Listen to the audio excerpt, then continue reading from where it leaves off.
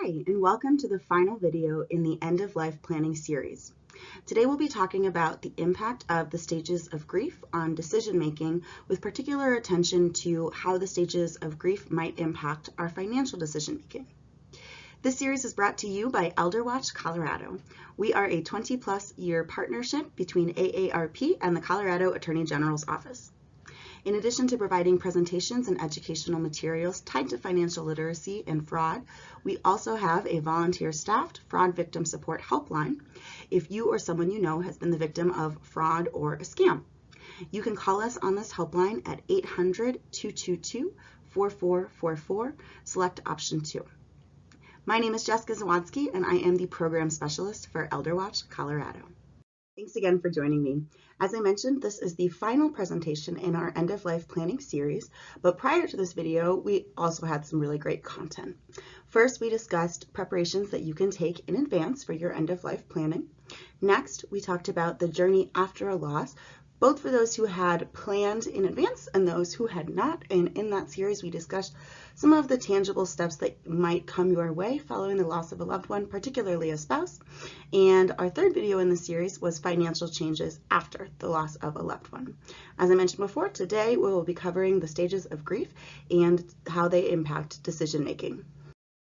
Now, this series is about end-of-life planning, and so it might seem interesting that I'm talking about the emotions and the stages of grief when it's focused primarily on financial literacy. But I think that the two quotes I'm about to read to you really exemplify why these things are all interconnected. A study by Nobel Prize-winning psychologist Daniel Kahneman showed that we make financial decisions based 90% on emotion and only 10% on logic. Additionally, a 2007 study showed that people who could identify the emotions that they were feeling were able to make better decisions, in part due to a greater ability to control any biases caused by these feelings. Wechter calls this making conscious the unconscious, by which he meant bringing your emotions and beliefs to the front of your mind so you can better understand their influence on you. And so these two quotes are exactly why we're having this conversation. You might have the knowledge, the information, the pieces to make decisions and get through this very difficult time in your life, but there is this impact of the invisible force of that grief. So I want to equip you with a better understanding of that impact so that your decision making is less impacted by these invisible unconscious forces. One of the most popular understandings of the stages of grief comes to us from Elizabeth Kubler-Ross, and this model was first introduced in her 1969 book called On Death and Dying. In this model, there are 5 stages of grief: denial, anger, bargaining, depression, and acceptance. These stages are not necessarily linear. They don't necessarily go in that order, and each stage might show up, manifest, impact individuals differently. Even though the Kubler-Ross model is one of the most popular ones, it's not the only model for understanding the experience of grief. Here you can see 2 different models of the stages of grief. These 2 are 7-stage models. The latter of these is specifically tied to grief in the face of chronic disease. And again, these models, just like the Kubler-Ross, are not thought of as linear models. So by now, I've said nonlinear a couple of times, and I really like these models because they really illustrate what I'm trying to say. So these are more alternative models around the stages of grief, but I liked the visuals of these because it shows you how circuitous, how non-linear those models can be. Sometimes people will go back and forth between things. Sometimes stage 4 will come before stage 1, and then you'll go to stage 3. It's different for every single person. And so I like these models because they really showcase how unique this process can be. But the reason that we have these models, and the reason I like, and we will be using the Elizabeth Kubler-Ross model, is it kind of gives us something to ground ourselves to. So you know that your experience might be different, but you also have some of this framework in the back of your mind. For the purpose of our presentation today, we'll be focusing on the 5-stage Kubler-Ross model as we consider the impact of grief on decision making. And the first stage in this model is denial. Denial is a stage when the loss feels unreal, and this is a defense mechanism. Now, defense mechanisms are not exclusively tied to grief, and denial is not the only defense mechanism, but a defense mechanism is an internal mental process that is unconscious, so something we don't realize is happening, that we're not doing on purpose, that we might not realize in the moment. And a defense mechanism is our brain's attempt to shield and protect us from something that is too painful to deal with. This stage of grief helps protect us from experiencing the intensity of the loss, and this can actually be useful when we have to take some action, such as planning the funeral, notifying relatives, or reviewing important papers.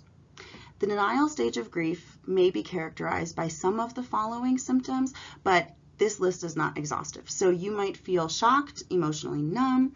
You might feel shut down and unable to process emotions.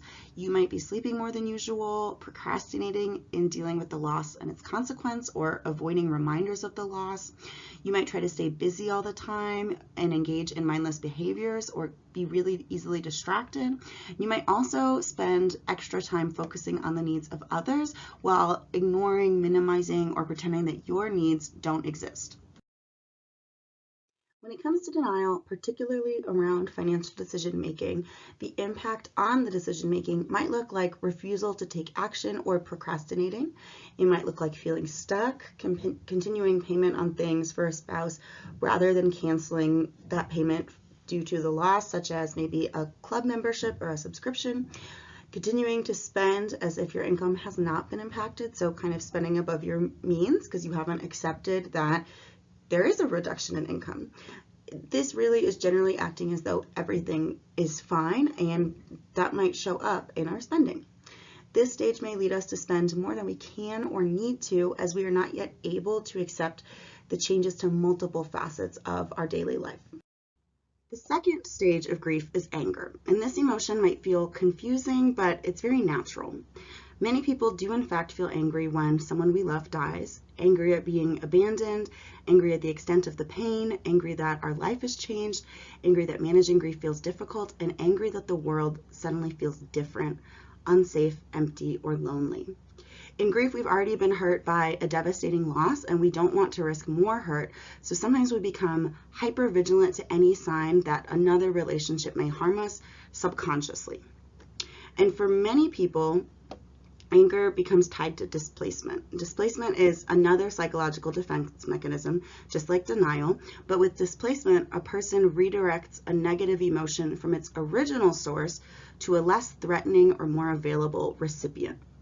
In the case of grief following the loss of a loved one, we might be angry with our loved one for passing, or because we don't know what this means for our life at present. But since that individual is no longer present, we can't take that anger out on them, on the source. Instead, we might unconsciously direct this anger to the person who stole our parking spot, or a coworker who used our favorite mug at the office on accident. And we're blowing up, diverting this anger to these other sources as a means to put those feelings somewhere because we can't direct them to the source of our anger. So when it comes to the impact of anger on decision making, and again, particularly around finances, it's different than the impact of denial, but the end result might look the same. So anger increases the tendency to perceive situations as predictable, comprehensible, and under individual control. It increases feelings of optimism and invulnerability. And as a result, anger is related to the perception of low risk across new situations. Angry people are more optimistic when it comes to analyzing risk, and this can lead them to act erratically, which can turn into uncontrolled spending. Additionally, making decisions angry may make us less likely to delay making a choice. It might make us act on things more quickly without thinking them through, and it might also make us less likely to compromise. When we spoke about the impact of denial, there was also a risk of overspending, but the rationale and the reason is a little bit different. When we make decisions angry, we're more likely to minimize our perception of that risk and act erratically, whereas when we are overspending with denial, it's to help shield us from the reality of the situation that has occurred. Bargaining is the third stage in the Kubler-Ross model. Bargaining is when we start to make deals with ourselves or perhaps God if we're religious, and we want to believe that if we act in particular ways, we will feel better or even reverse the situation at hand. It's common to find yourself going over and over things that happened in the past, asking a lot of what ifs, wishing we could go back and change things in hopes that things could have turned out differently. Bargaining is a defense against the feelings of hopelessness experienced after a loss. It happens when people struggle to accept the reality of the loss and the limits of their control over the situation. Some examples of what it might look like or sound like when you're in the bargaining stage are, God, if you bring back my loved one, I will never drink alcohol again. Or if only we would have gotten a second opinion. Or I would give anything to have one more day with him or her. If you give me one more day with him or her, I'll go to church every single week. So in this case, we can see that there is this attempt to kind of gain control of the situation. If I do X, then I get Y.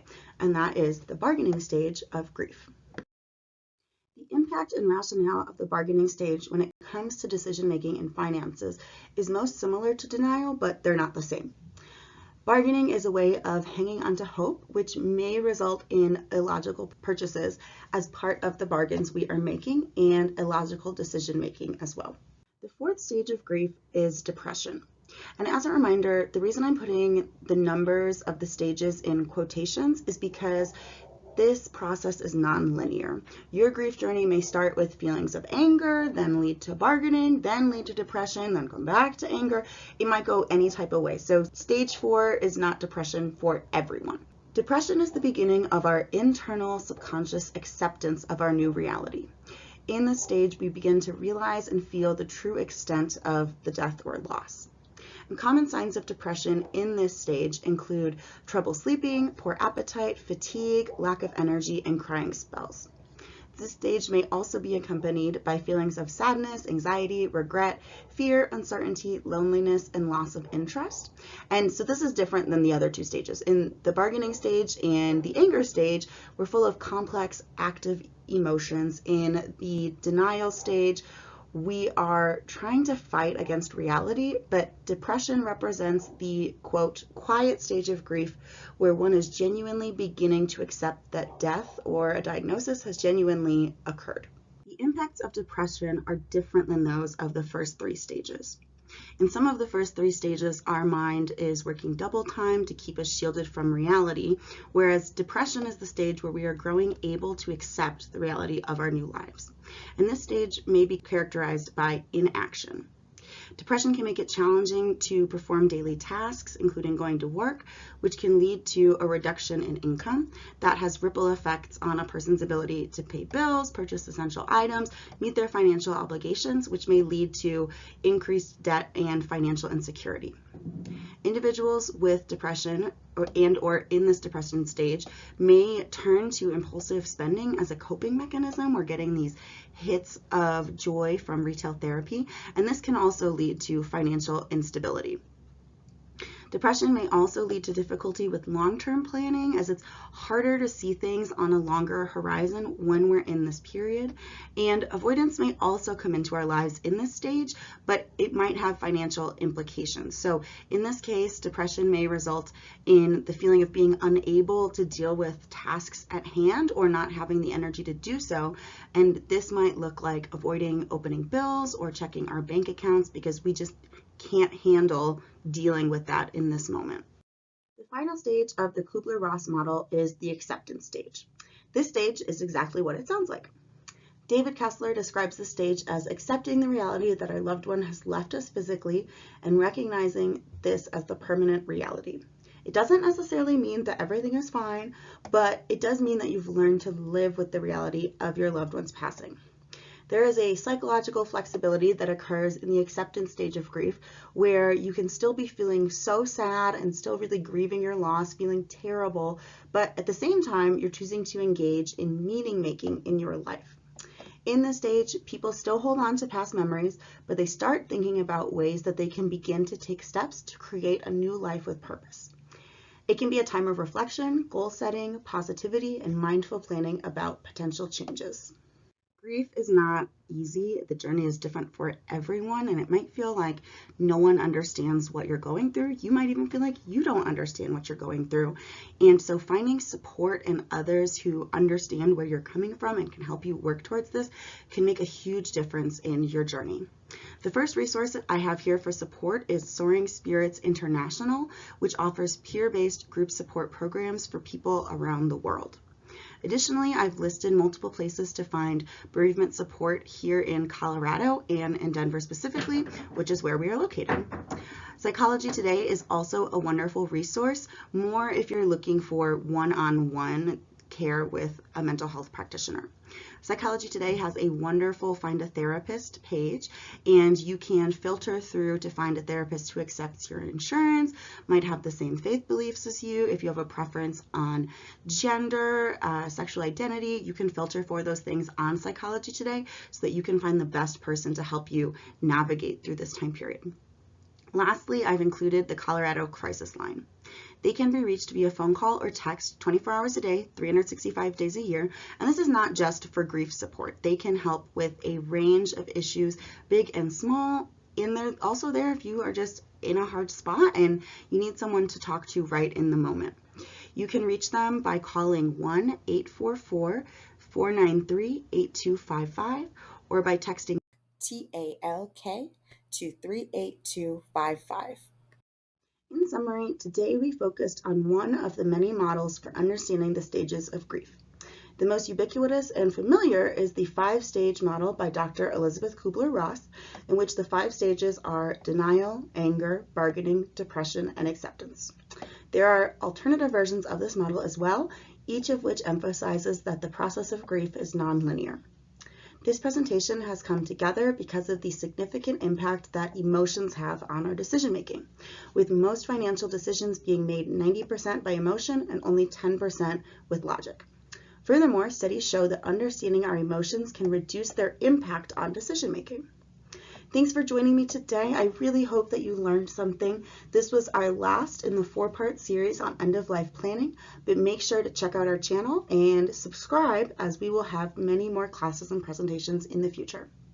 My name is Jessica Zawadzki. Wherever you are in your journey of grief, loss, and end-of-life planning, I hope that you found some comfort, support, and information in our presentation today.